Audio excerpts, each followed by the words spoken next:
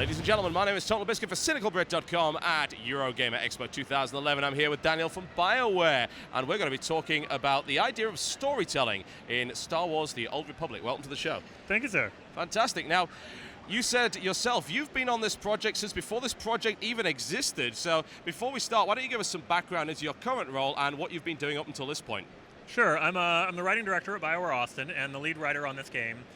So my job is basically to corral a very large writing team and make sure everybody's pointed in the same direction, be the one guy who sort of knows the overall arcing story, where everything's going, all the content stuff. We interface obviously with art and say, hey, this is what the stuff actually is, with world design, etc.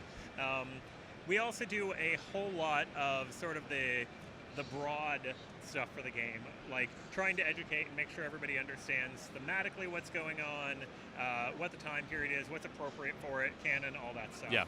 Yeah, always very, very important to avoid making faux pas in that regard, considering the tenacity of the fan base, let's just put it that way. They are an active and enthusiastic fan base. That they are, and extremely knowledgeable, I might add, dignified and charismatic. Right, so the question I first want to ask is, how do you approach telling a story in an MMO as opposed to a traditional single-player game? So when we first came into it, it was kind of interesting because when we announced, hey, we're going to bring story in, we're going to do the same sort of storytelling we do in an RPG, a lot of the early reaction was, you can't do that. You're not allowed. It's against some unwritten law. Well, what it actually is that I think is interesting is a restriction that really came from tech and resources early in the genre, then became an accepted norm of the genre, and then sort of a rule. Whereas we were kind of taken aback. BioWare tried a little bit with like Neverwinter Nights and games like that, but we come from the pen and paper background. RPGs are supposed to have your friends there. Yes, they are. That's the whole point. So for us, there wasn't really a big separation when we thought about it. There were some technical and creative hurdles. I did the first test for multiplayer dialogue far back before we ever got the project off the ground, because I knew that was going to be the biggest single thing. Yeah. How do you get a whole party together to talk to an NPC? Once we got over that, it really just flowed. It is actually much more natural to have your friends to play off of than to be there by yourself. And it's great to have the different classes with their different class characters. Yeah. So you're trying to be very proud and very noble, and you're playing your Jedi Knight, and your smuggler buddy in the party is consistently hitting on the NPCs you're talking to. And you can be like, hey, don't listen to this guy, and it brings some of that old around the table dynamic. Yeah, I suppose it would, and that does remind people of old pen and paper RPGs in that regard, where the clashes between the role-play characters are actually what made the whole story interesting. One of the things that I thought was very interesting that I did not expect, in fact, we had a lot of discussions around the chat box. Yeah. And what happens in the chat box when you're in dialogue. So we turned it off by default, but we realized a lot of people turn it right back on when they're already playing. Yeah. And it actually does really feel like the old pen and paper games, because people will be having a meta discussion about the conversation. Yeah. Correct. Whereas we used to do that in the old pen and paper games, where you sort of froze time and was like, hey, what are we going to tell this guy? All right, let's talk about mechanics, dice rolls, and chances of probability. And there's a forsooth, good sir. And yes, after that, exactly. And then you would see these, and you'd see people, in fact, win the rolls, and then up in the chat box, you're like, oh, I can't believe you won that again, you jerk. Yeah, it's exactly what you want. And you were talking a little bit about the mechanics there, the idea of the chat box being on. And some people know this, some people don't. You were just talking about the idea of, well, how do you get people together when they're in different locations? And here's a perfect chance for you to wax lyrical on the system that you've put in place. How do you get people in different locations into the same in-game cutscene and conversation? So that was one of the early things we had was the testers said, we love multiplayer conversation. We love playing with our friends, but we're very used to sort of the MMO. We drift around, run our own errands, do our own things, especially when we hit town. So we feel like we're missing a lot. So one of the great things about Star Wars is, whatever, it's the past, but it's the future. We have tech. We've got phones. We've got holocommunicators. So somebody can start a conversation, and it instantly tells you, hey, they're in a conversation. If you don't want to run over to where they are, you can literally phone it in. And you appear as a blue hologram in the middle of the conversation. There are some options you cannot pick, right? If the option shoot him comes up, it will be grayed out. That would be a little tricky. It would be You a can little make menacing tricky. gestures in his Yes, direction. you can threaten, but he might not take you very seriously. But not really. Yeah. Yeah, I can't imagine that would work so well. So the thing about Knights of the Old Republic and the sort of legacy that you're having to live up to with the Old Republic in MMO form is that Knights of the Old Republic was a single-player game, and it was a very well-received single-player game. Now, do you anticipate that some of your players are going to try and treat the Old Republic as Knights of the Old Republic, and how exactly do you support that playstyle?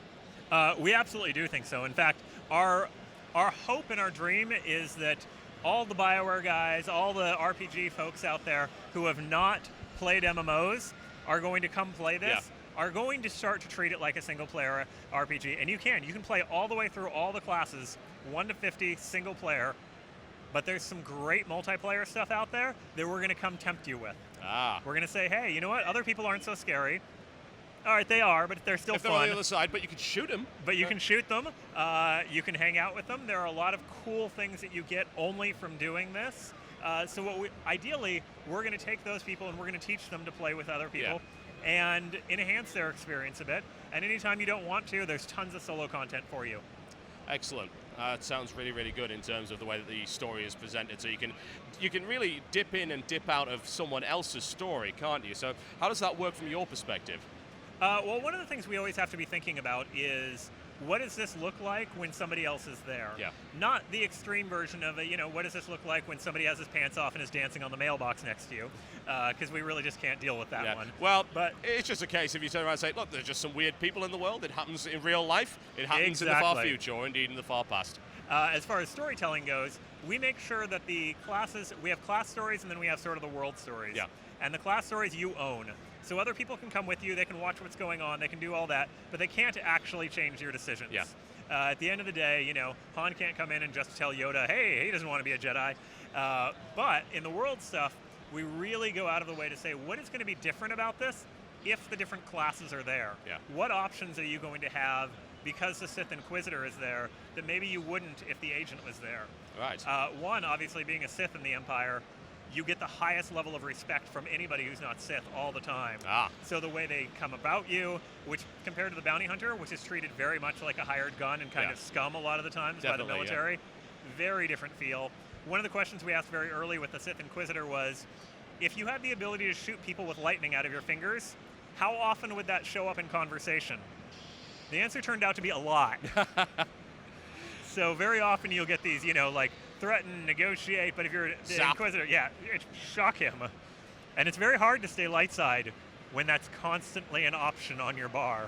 Yeah, the whole morality thing is really interesting because I suppose a lot of people think, well, you pick Sith, that means you're automatically evil. But that's actually not the case, is it? There is this morality system within the game. Let's take Sith as an example because that's the more obvious one. For instance, as a Jedi, falling to the dark side is a classic story theme within the universe. Going the other way, not so much. So how do you handle that? One of the classic sort of anti-hero pieces is the bad guy, the good guy in a bad world, right? So the Sith Empire is very, very nasty in the way it's run, in their ethics, in all of that. But that doesn't mean that everybody born in there is. It doesn't even mean that everybody that's born and becomes a Sith. Because in the Empire, if you are Force sensitive, you have two choices. Become Sith or die. Right. So it makes sense that you're going to have variations on those, and you're going to have people who achieve everything they have to become Sith, but the training, the brainwashing, whatever, is not going to stick. Okay. And at that point, you've been told you are now a Lord. You can now do anything that you want unless someone else can stop you. So you can be a light side Sith who is a man who is trying to make his country a better place. Yeah. Just because I suppose the very idea of the Sith is not to do evil, it's to do what you want and to wield power to gain more of it. And yes, you can, I suppose, technically use that for good. So that the rightness of power comes as it does go back a little bit to even some of our historical concepts. That if somebody has power, somebody is king, that means that the universe wanted him to be king. In the same way, I am Force sensitive, I'm more powerful than you. It is my right to rule and my right to make decisions. The really nice contrast that's very fun in there is the Jedi are not just good, the Jedi are extremely restrictive. They're almost monks, right? They do not like relationships, they do not like connections. So as people start to play the Jedi, and the first time they see like getting a dark side point from a flirt line or something, and they're like, oh, Whoa, yeah. oh, I didn't expect to actually be restricted. Yeah, someone should have by read the taking Jedi these. Code manual, obviously. Yes, whereas the Sith are like, party! Yeah, do it. Right? They love art and craziness and have no problems with romance and murders inside They're romance. just overly more and- interesting than everyone else, yeah. Absolutely. Excellent. Right, and I suppose the one last thing that I would like to say about the story in general really is just how long do you think it's going to take for someone to work all the way through, let's just say your average run-of-the-mill player to work through their class story, a ballpark figure? So we don't have the numbers for all of the chapters because we don't have enough testing yet on course, Chapter yeah. 3. Uh-huh. We know for Chapter 1, so each class has a full Star Wars trilogy. Yep. And it's not 3, we say Chapter 1, Chapter 2, and Chapter 3, but it's like the movies are. Yeah. Each one is a full, its own piece. Okay. So you're going to finish dealing with the bad guy, wrap up, have time pass, deal with your companion characters, and then start a new piece. All right. Chapter 1 is longer by quite a bit than the average playthrough of the original Knights of the Old Republic. Right. Okay. There you go, And folks. there's 8 of them. 8. There you go, folks. There's some nice little numbers for you to chew on. Daniel, thank you very much for talking to us thank today. you. Thank you. We'll see you next time.